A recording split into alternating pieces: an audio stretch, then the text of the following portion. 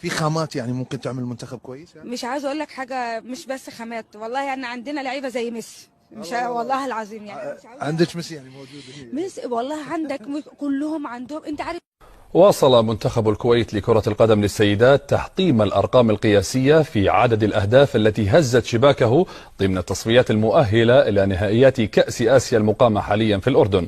وتعرض أزرق السيدات لهزيمة ثقيلة جديدة أمام سيدات لبنان قوامها 12 هدفا مقابل هدف واحد.